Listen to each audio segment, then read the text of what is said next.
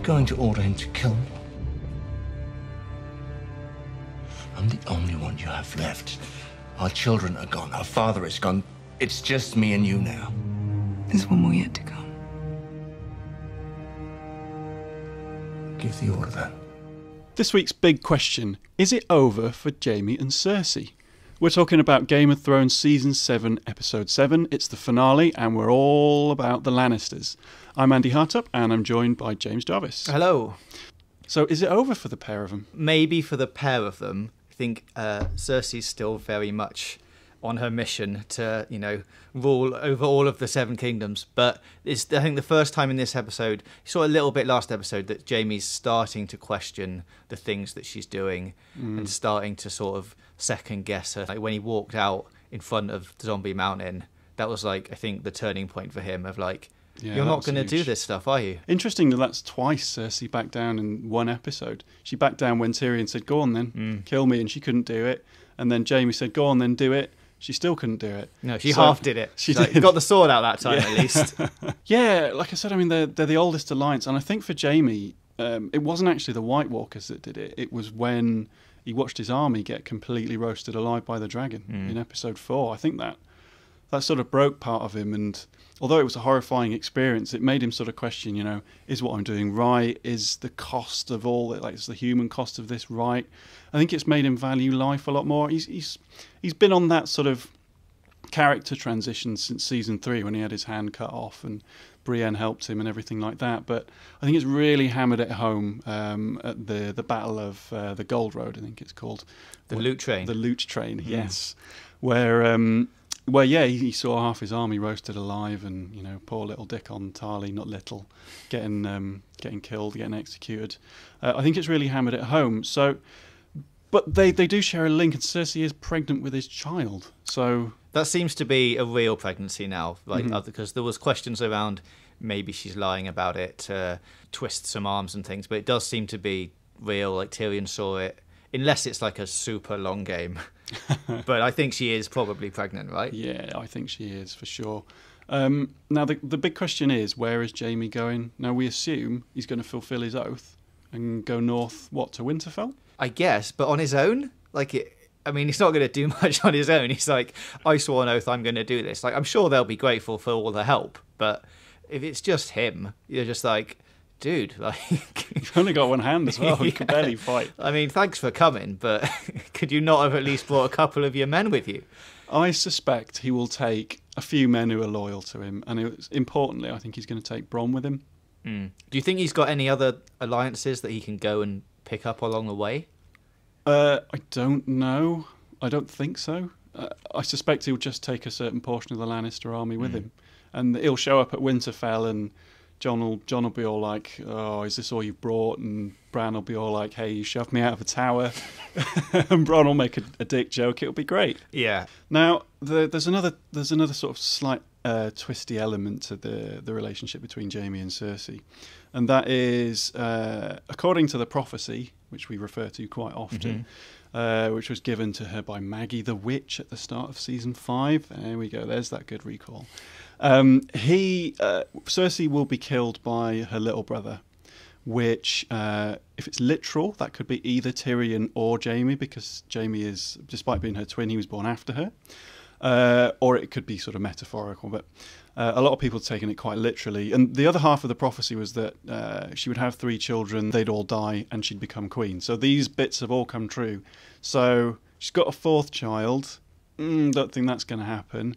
She's going to be killed by her little brother. Is it going to be Jaime? I mean, that's a big call for him to switch sides and then end up killing his sister. Like, there's a chance like he might do it accidentally or via like a third party. Do you think that would count? Like if he gave the order to attack like somewhere and she was inside it, like killing her that way. So he doesn't directly do it, but he might do it with some kind of act of war. I think he might do that. I don't think he's going to go up and like stab her. I don't think you're being Thronesy enough, James. I think he's literally going to kill her. Like he's literally, look at her. I think he is. Yeah, I think she's going to become like a mad queen, like the Mad King, and I think Jaime's going to be put in a position where he's going to have to put her down, or something even more terrible is going to happen for the kingdom. Maybe Daenerys's life is going to be on the line, or something terrible. Maybe Tyrion. Maybe he's going to save Tyrion again. I think his moral compass has swung round enough for him to kill Cersei if it's absolutely necessary.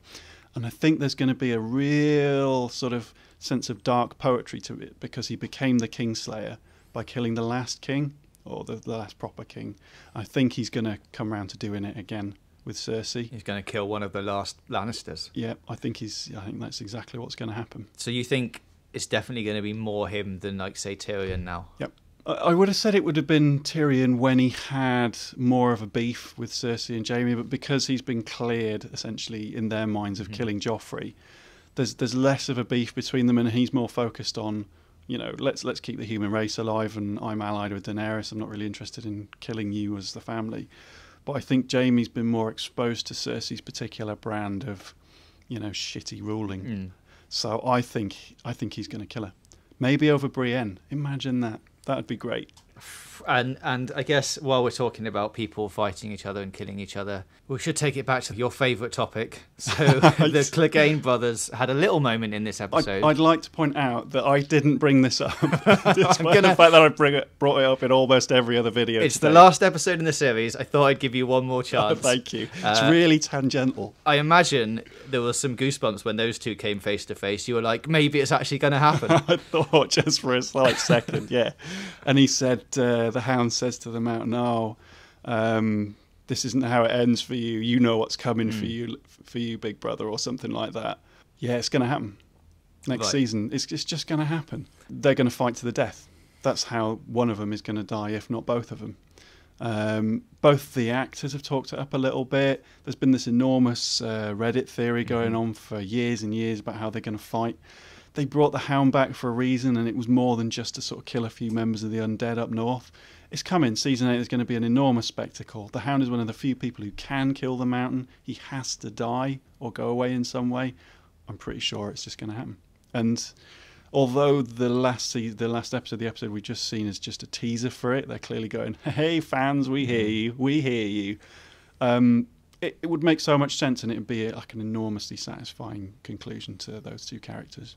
So obviously, if Jaime's going off now, supposedly with a couple of his buddies with that army, they're left with quite a large Lannister army still, but there was mention of another army that now Cersei has control over. The Golden Company. The Golden Coming Company. over from Essos, yeah. That mysteriously have magically arrived after 7 seasons. Well, they're in the books, but I think they've been conveniently forgotten until they could be used as like a tool, a narrative tool.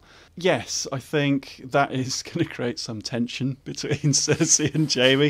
The fact that she's hired 20,000 troops without his knowing, and exported them via Euron, who she seems to be quite cosy with now. Yeah, he'll be pleased about that. He'll be really pleased about it. He'll be getting his finger warmed up. It seems to be like basically her new sort of leader, Lord Commander of her troops, basically. She's gone, you've got quite a big army. I'm not really getting along with my brother anymore. How do you fancy doing some little secret deals with me? Yeah.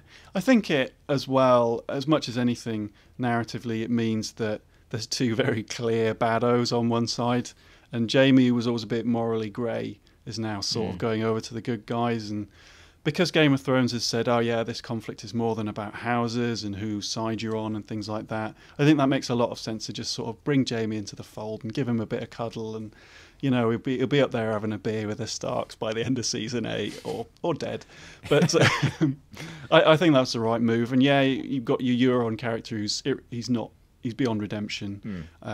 Teaming up with Cersei, who is similarly beyond redemption as the bad guys on the human side. It just makes a lot of sense. And this army of hers, I don't think it's going to come to much. I think maybe there'll be an enormous battle at the end, or maybe something else will happen. There'll be some twist. I think perhaps that's why Jaime will kill Cersei. Because if you kill Cersei, much like if they kill the Night King, all the undead army will drop off. If you kill Cersei, all that sort of hatred and human conflict will drop off as well. And I suspect the Golden Company will go, well, I'm not getting paid, so I'm going to go home. I think they're just a bit of a bluff. So if it does come to pass and Cersei does get killed by somebody, what happens then to that house and the King's Landing? Like, who is then ruler? Does Jon just slip in and be like, oh, right, well, if she's dead, Hey. here I am? Because obviously he's going to get told, we're going to guess very early in season 8. Yeah, that he's Aegon Targaryen, yeah. I think Daenerys will rule overall. I mean, this is more for like an overall wrap-up video. Daenerys will rule, and the Lannisters will be Jaime and Tyrion. Those two. They're fine. Mm-hmm. It's their house. There's loads of them left. They're okay. Fine. Okay. Well, obviously, let us know what you think in the comments below. There's quite a lot to digest there. Is it completely over between Cersei and Jaime? Will Jaime end up killing Cersei? I think is the question that's become a bit bigger throughout this talk. And let us know, what do you think is going to happen in Season 8? We'll be doing a separate video on it. So say subscribe to GamesRadar, and there'll be loads more Game of Thrones stuff this week.